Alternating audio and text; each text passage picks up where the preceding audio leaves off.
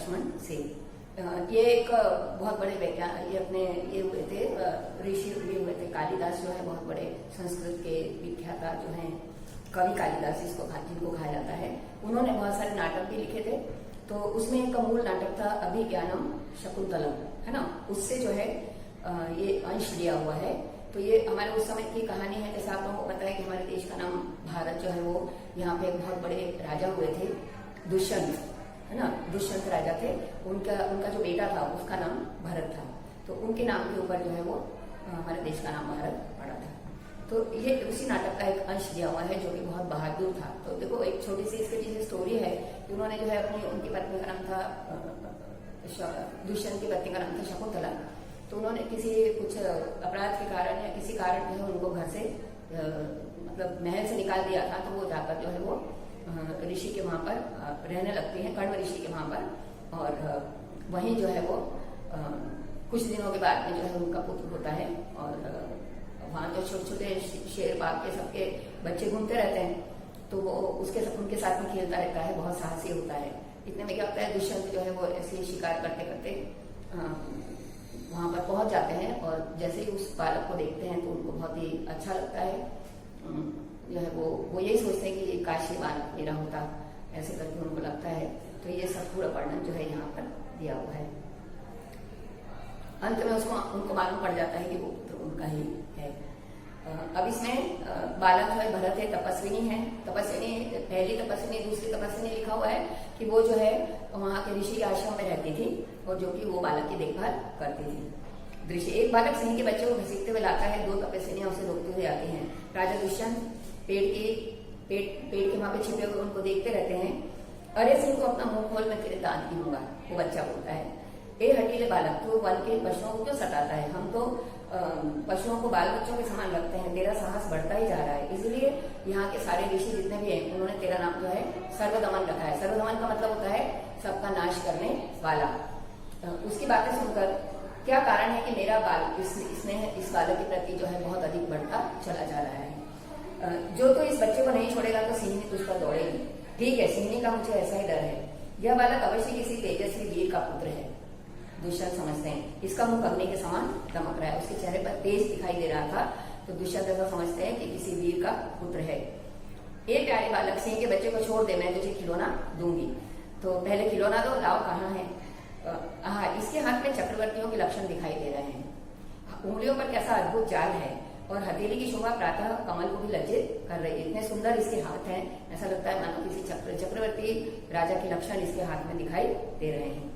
ये सखी सुब्रता, यह बातों से नहीं मानेगा। जा मेरी कुटिया में ऋषि कुमार के खेलने के लिए मिट्टी का मोर रखा हुआ है, वो ले आ, अभी लाती हूँ। बालक, तब तक मैं इस सिंह के बच्चे के साथ खेलता हूँ। इस सुंदर बालक से खेलने का मन मेरा ललचा रहा है। धन्य है वो मनुष्य, दुष्यंत सोचते हैं, जो अपने पुत्रों को गोद में लेकर उनके अंग की धूली से अपनी गोद में भी करते हैं। देखो उनके कोई पुत्र नहीं था, उनको कोई आशा भी नहीं थी। इससे उनको ऐसा लगता है कि नहीं, ऐसे माता पिता बहुत ही धन्य होते हैं जो अपने पुत्रों को गोद में लेकर खिलाते हैं। और उनके तोतले वचन जो बच्चे छोटे छोटे बोलते हैं ना, तो ऐसे तोतले वचनों को सुनते हैं। तो ऐसे माता पिता को बहुत ही धन्य समझते हैं। क्यों ढीठ, तू मेरी बात नहीं मानता? कोई ऋषि कुमार यहाँ है? हे महात्मा, तुम ही आओ और कृपा करके इस बड़ी बालक के हाथ से सिंह के बच्चे को छुड़ा दो। दुष्यंत को बुलाती है। अच्छा, हे ऋषि कुमार, तुमने तपोवन के विरुद्ध ये आचरण क्यों सीखा? है ना, ऋषि तो तुमको बहुत अच्छी अच्छी बातें सिखाते हैं, तो तुमने ऐसे काम क्यों सीखे जो तुम इनके जो है वो उनको परेशान करते हो, वन्य जीवों को?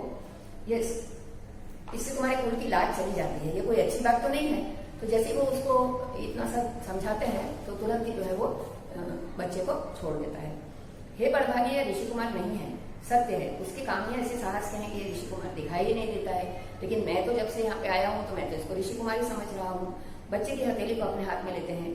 जब इसके हाथ छूने से इतना सुख मिला है तो जिस बड़भागी का यह बेटा है उसे कितनी खुशी होती होगी। बराबर है? दोनों को देखते बड़े अचंभे की बात है। तुम्हें अचंभा क्यों हुआ? इसलिए कि इस बालक की सूरत, तपस्विनी बोलती है, इस बालक की सूरत जो है वो तुम्हारी सूरत से बहुत मिलती है और तुम्हें जाने बिना भी इसने तुम्हारी बात मान ली, बच्चे को गोद में उठाकर। हे तपस्विनी, यह ऋषि कुमार नहीं है तो किस वंश का है ये?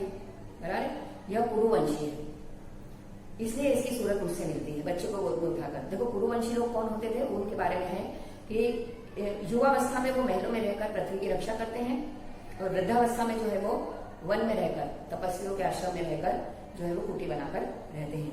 देवता जैसी शक्ति वाला या निडर और असाधारण बालक मनुष्य को पुत्र कैसे हो सकता है? हे परीक्षित, तेरा संदेह मिट जाएगा जब तू जान लेगा कि इस बालक की माँ मेनका नाम की एक अप्सरा की बेटी है। उसी के प्रताप से इसका जन्म देवपितर तपोवन में हुआ है। बड़े आनंद की बात सुनाई, इससे तो कुछ आशा और बढ़ी है। इसकी माता किस राजर्षि की पत्नी है? वो धीरे धीरे करके जो है वो पता करने की कोशिश कर रहे हैं। जिस राजा ने अपनी विवाहिता स्त्री को बिना अपराध छोड़ दिया है, मैं उसका नाम नहीं लूंगी। उन लोगों को भी मालूम है यह कथा तो मुझ पर पूरी फिट होती है। उनको ऐसा लगता है कि ये कथा तो मेरे जैसी कहानी है ये तो। अब भला मैं इस बालक की माँ का नाम पूछ सकता हूँ। हे सर्वदमन, हे शकुंतला, देख बालक कहाँ है शकुंतला, मेरी माता है ना। वो बालक ऐसा बोलता है, तेरी माता नहीं है, तू इस नाम से धोखा खा गए सर्वदमन। मैंने तो कहा मिट्टी के मोर को देख, है ना। शकुंतला बनने मतलब मिट्टी के मोर को देख। इसकी माँ ही मेरी ही प्यारी शकुंतला है, या मन में बातें कर रहे हैं वो कि मेरी शकुंतला का नाम ले रहा है या कि कोई और स्त्री का नाम ले रहा है। यह वृत्तांत मुझे ऐसे व्याकुल करता है जैसे कि मृग तृष्णा प्यासे हिरण को व्याकुल करती है। मृग तृष्णा जो होती है, जो हिरण होता है वो रेती के ऊपर धूप में जब रेती चमकती है ना, तो वो ऐसा समझता है कि वहां पे पानी है और वो वहां पर दौड़ता हुआ चला जाता है। बालक, यह मुझे मोर बहुत अच्छा लगता है। ओह, बालक के वहां से रक्षाबंधन कहाँ गया? देखो उसके हाथ में एक डोरी बंधी हुई थी, उसके बारे में वर्णन है। घबराओ मत, जब ये नाहर से खेल रहा था तब इसके हाथ से गिर गया था। नाहर मतलब शेर। मैं तुम्हें दे देता हूँ। अरे अरे, इसे मत उठाओ, इसे मत छूना। अरे मैंने तो इसे उठा ही लिया। यह लो, परंतु यह कहो कि तुमने मुझे इसे उठाने से क्यों रोका? इसका नाम अपराजित है। रक्षाबंधन का नाम क्या होता है? अपराजित। जिस समय इस बालक का नामकरण हुआ तब महात्मा मरीचि के पुत्र कश्यप ने, कश्यप ऋषि जो होते हैं, उन्होंने ये धागा दिया था और ये कहा था कि अगर ये धागा जमीन पर गिर जाएगा और जो भी व्यक्ति इस धागे को उठा के बांधेगा वो इसके माता पिता के सिवा कोई नहीं बांध सकता।